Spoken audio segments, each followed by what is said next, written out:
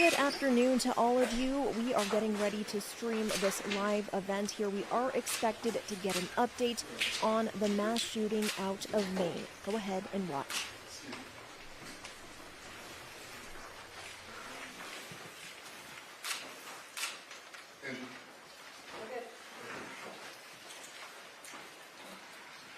Good evening.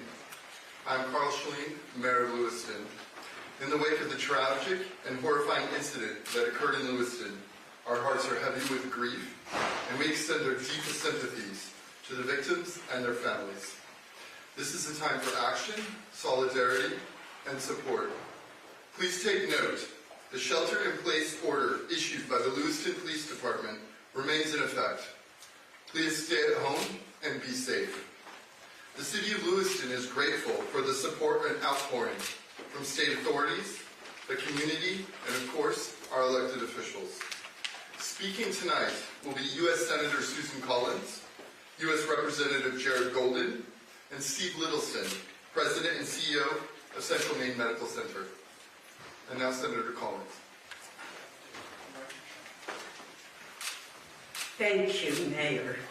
Today is a dark day for the state of Maine.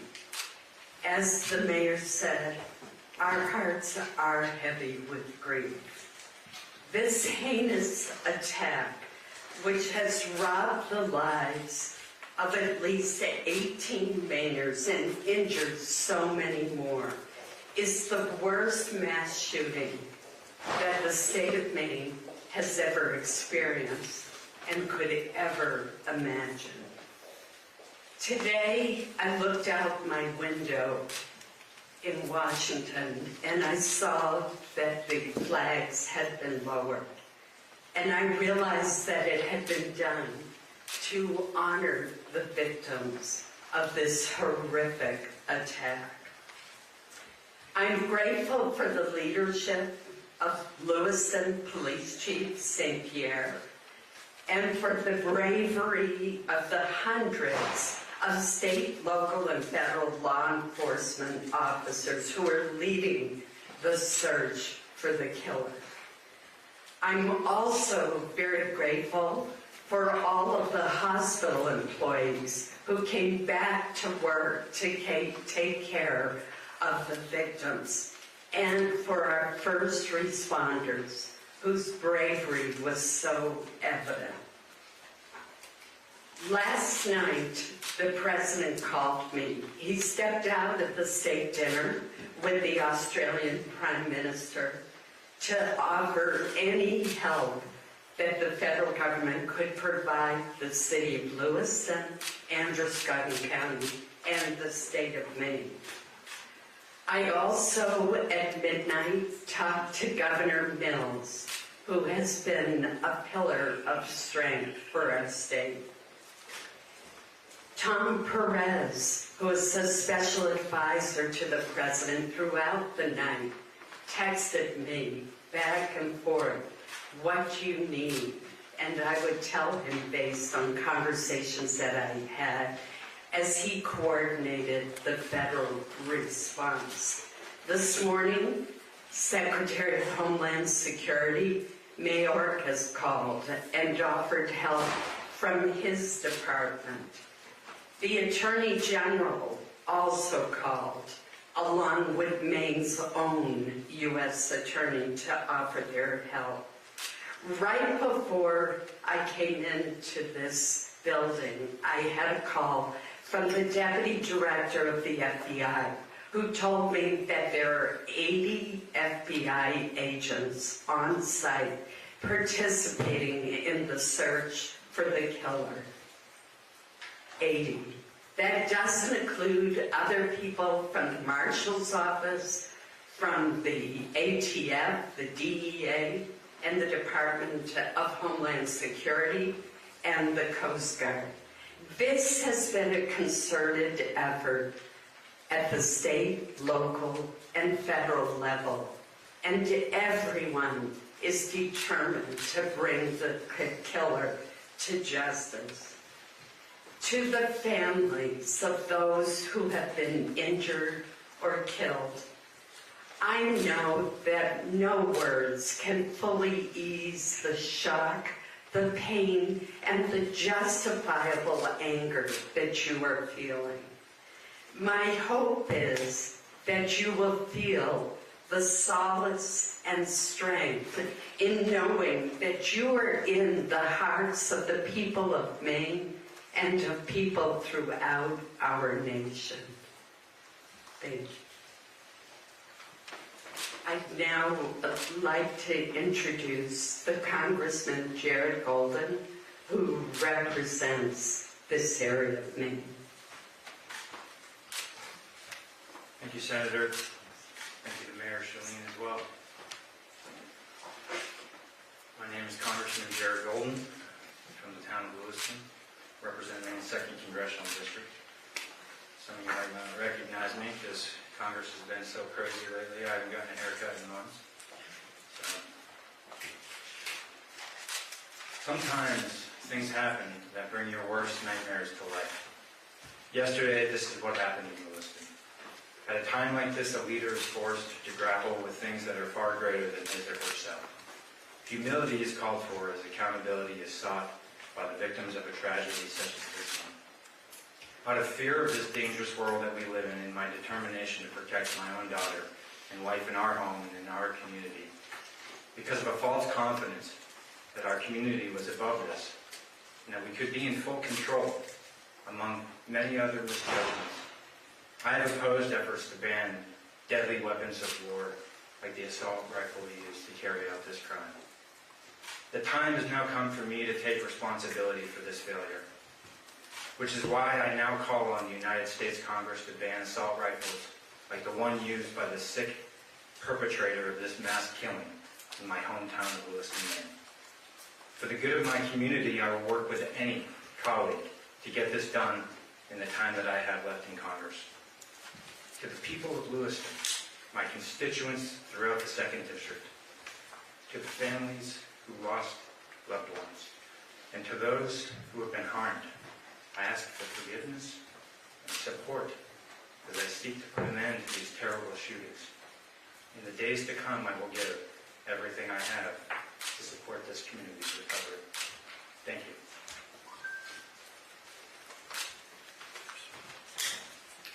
And now I would like to introduce Steve Littleston, President and CEO of Central Maine Medical Center. Good evening, everybody. I'm Steve Littleston, the CEO of Central Maine Healthcare, which includes Central Maine Medical Center here in Lewiston. On behalf of the 3,000 professionals and team members of Central Maine Healthcare, I too would like to extend our deepest condolences to the families of the victims of the events of last night.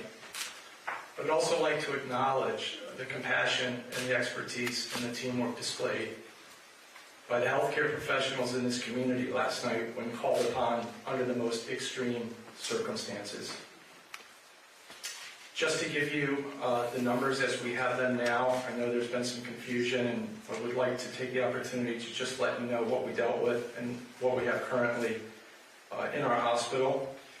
All but one of the patients that were taken from the scenes last night were brought to Central Maine Medical Center. One was transported directly to St. Mary's Medical Center here in Lewiston.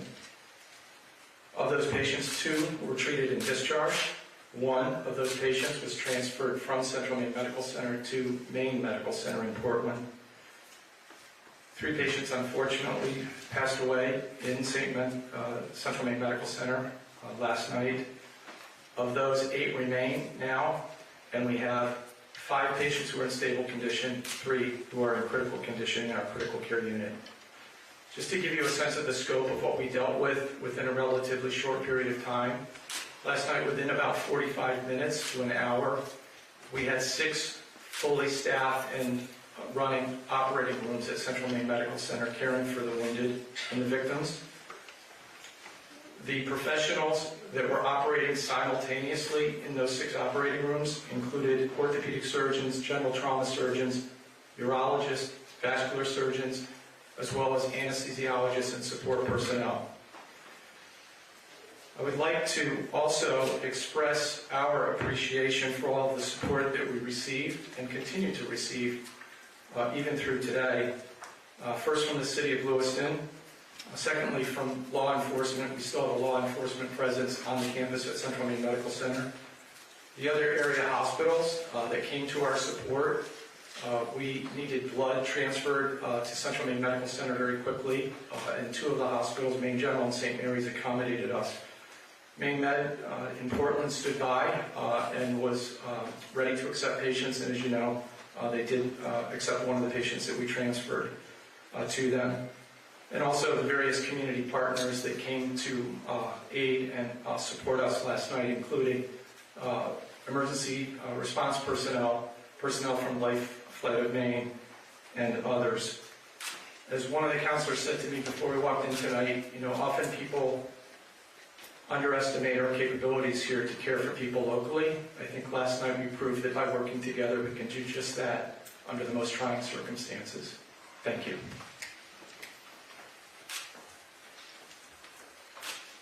We'll take a few questions. For Senator Collins, if she could move to the microphone. Senator, you just heard from Representative Jared Golden that he has changed his mind on an assault rifle ban. Would you do the same? Well, first of all, let me say that I think it is more important that we ban very high capacity magazines. I think that would have more input and more effectiveness. We had an assault weapon ban, which I supported, that was in effect for 10 years. It applied to, I believe, 17 or 19 styles of weapons. Later, the late Senator Dianne Feinstein proposed an expansion that would have covered 157 weapons. And it was based not on functionality, but on cosmetic features. So there's always more that we can do. I was a co-author of the bipartisan Safer Communities Act, which provided funding, for example, for red and yellow flag laws and for mental health clinics, which I think is important as well. So certainly there's always more that can be done. Senator, a decade ago, though, you opposed legislation that limited access to expanded, stocks and firearms capacity. Are you suggesting that you would do something different now? I don't believe you're correct. For example, I was the lead Republican sponsor of a bill that would ban bump stocks, which have the ability to turn a semi-automatic into a fully automatic machine gun. And that legislation has not been enacted into law. There was an attempt to do it by regulation, but it was struck down by the courts. I still support the bump stock legislation. The other thing that I think we can look at is, and I advocated, was to increase the age at which you could purchase a high-capacity rifle from 18 to 21, the way it is for a handgun. Senator Collins, you mentioned there are a lot of questions about the whereabouts of Robert Card. You mentioned a number of agencies searching for him. Can you offer any more details regarding the whereabouts of Card or how close we're getting to finding him? I cannot, because I don't want to jeopardize the search for him in any way. I have talked extensively to law enforcement, and as I said just very recently with the FBI Deputy Director, but I certainly don't want to jeopardize the search in any way. Senator Collins. We get a flag laws used in this case. You are a big advocate of them. Do you know if they were used in this case? I'm sorry. Were yellow flag laws used in this case?